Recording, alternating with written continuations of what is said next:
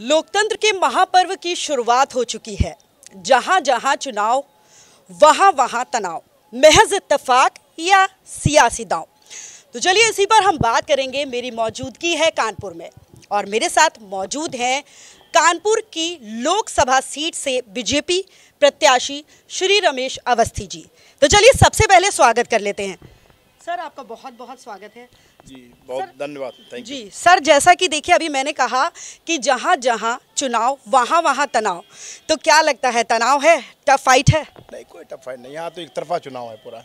Bharatiya Janata party का यहाँ एक तरफा चुनाव है और यहाँ पर तो विपक्ष नाम की कोई चीज़ रहने की, तमाम विपक्ष के जो नेता हैं कांग्रेस के, वो सब भारतीय जनता पार्टी में धीरे धीरे शामिल हो रहे हैं, हो गए हैं काफ़ी तक।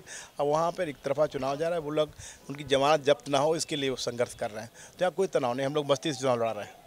बिल्कुल, और मुझे लगता है होना भी नहीं चाहिए आपके लिए यहाँ पर तनाव, क्योंकि जैसा कि मैं सही हूँ तो आपकी प्रोफाइल देखी गई है कि आप कानपुर से जुड़ाव काफ़ी समय से रखते हैं। हालांकि विपक्ष आरोप लगा रहा है नया चेहरा है, लेकिन देखिए कानपुर से आपका जुड़ाव है और ज़मीनी स्तर से है, क्योंकि आप पत्रकारिता में अच्छा सफ़र तय किया था आपने। और एक पत्रकार ज़मीनी स्तर से अब हर मुद्दे देखता है, तो शायद आपके लिए ये आसान राह होगी। बिल्कुल, यहाँ कानपुर में मैं 1986 से कानपुर से मेरा जुड़ाव है और लगातार मैं 15 सालों से तो स्थायी रूप से यहाँ रह रहा हूँ। कानपुर हमारी कर्मभूमि है, कानपुर में निवास करता हूँ। कानपुर की एक एक गली, कानपुर की एक एक समस्या के बारे में भली बात से परिचित हूँ।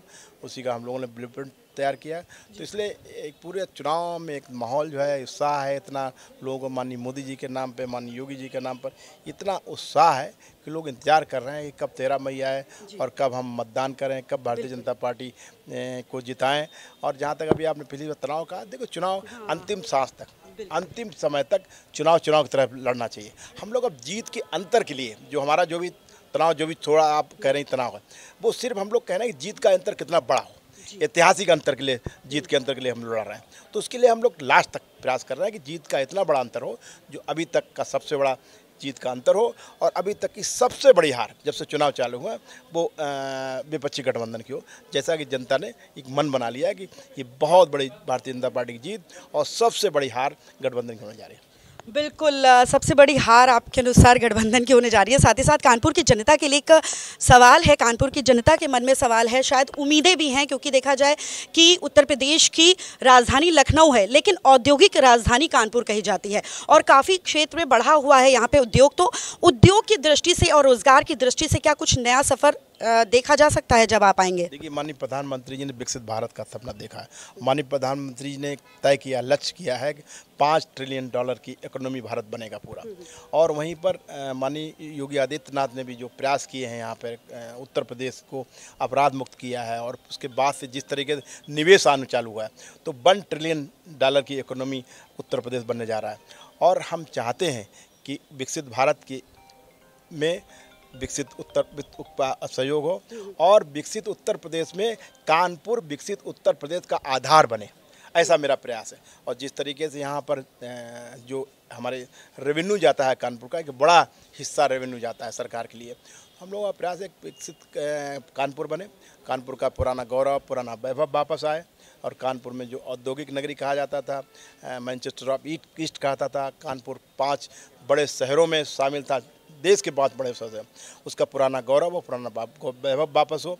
माननीय मुख्यमंत्री जी ने जब से डबल इंजन की सरकार बनी है केंद्र में या उत्तर प्रदेश में, तब से कानपुर का विकास हुआ है।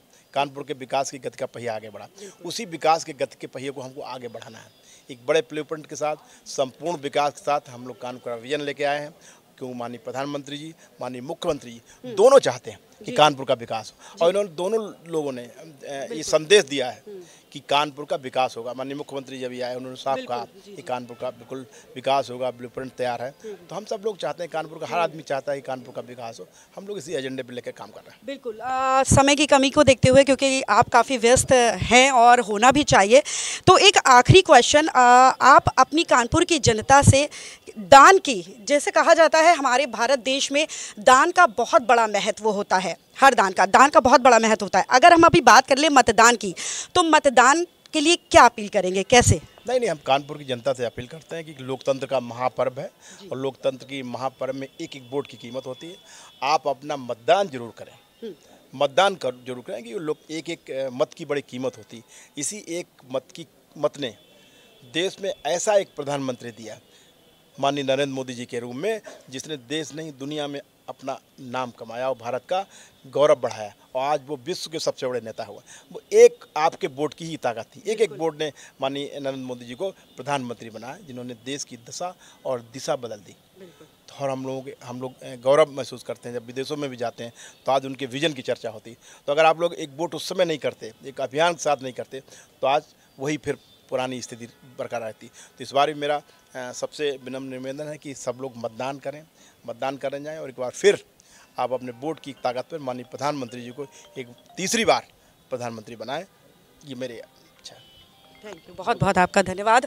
तो देखिए, कहा जाता है कि मौसम का मिजाज जो है वो बदलता है लेकिन थम जाता है, लेकिन कहीं ना कहीं जो सियासत का मिजाज है वो अभी थमता हुआ दिखाई नहीं दे रहा है, क्योंकि देखिए सबके दिलों की धड़कन बढ़ रही है और सबकी निगाहें टिकी हुई हैं तो 4 जून को लेकर, क्योंकि 4 जून को परिणाम आने वाला है कि अब की बार किसकी सरकार। तो मैं अनुपमा मिश्रा, कैमरा पर्सन रवि के साथ, सहारा समय।